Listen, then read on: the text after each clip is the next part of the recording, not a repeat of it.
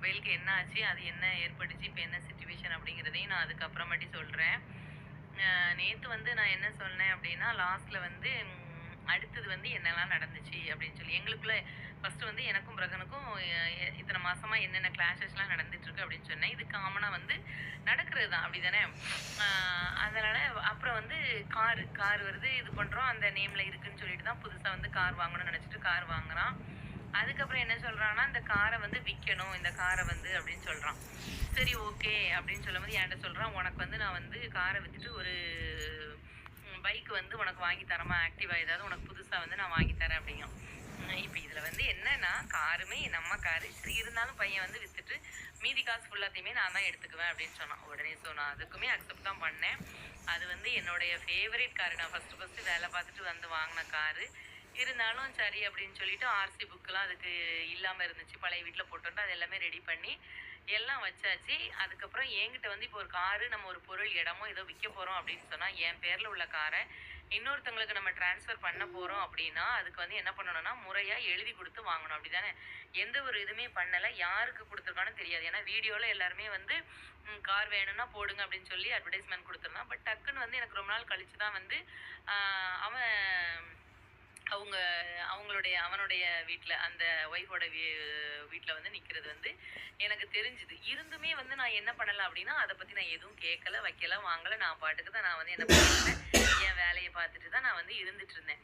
அதுக்கப்புறம் வந்து நம்ம பாப்பாவுடைய அந்த அவங்களுடைய மேரேஜ், அதுக்கப்புறம் அவங்களுடைய இந்த கிறிஸ்டியன் முறைக்கு மேரேஜ் நடந்துச்சுல, அந்த இதுக்கு இதுவாவும் என்னைய பார்த்துக்கணும் அப்படின்னு சொல்லி நான் எதிர்பார்க்கிற சராசரி மாமியாரா நான் ஹாஸ்பிட்டல்ல அட்மிட் ஆனோனே, எங்க அம்மா வந்து எனக்கு வந்து என்ன பண்றாங்க அப்படின்னா, ஏதோ அவங்களால முடிஞ்சத, "நீ கொஞ்சம் ரெஸ்ட் எடும்மா" அப்படின்னு சொல்லிட்டு எனக்கு வந்து இது பண்றாங்க.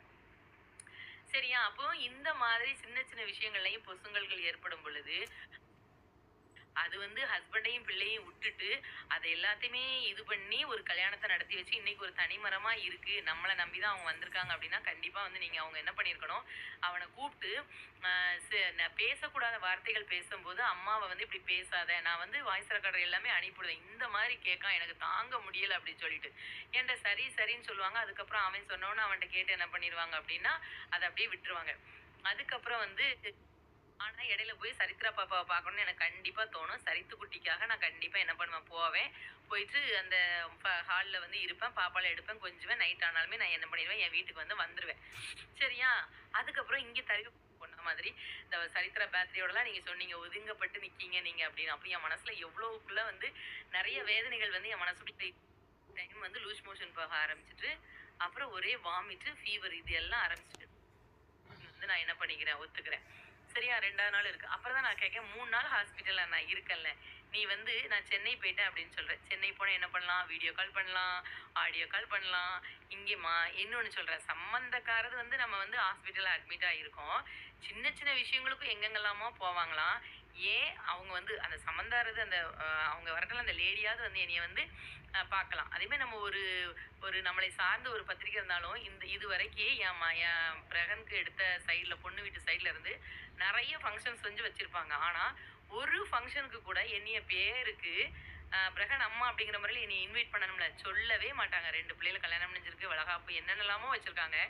எந்த ஒரு விஷயத்துக்குமே வந்து என்ன பண்ண மாட்டாங்க, பேருக்கு கூட இது பண்ண மாட்டாங்க. அந்த அளவுக்கு தான் வந்து நம்ம பையன் வந்து அந்த சைடு நம்மளுக்கு மரியாதை உள்ளவனாக இருந்தான். அப்ப இதை எல்லாத்தையுமே நம்ம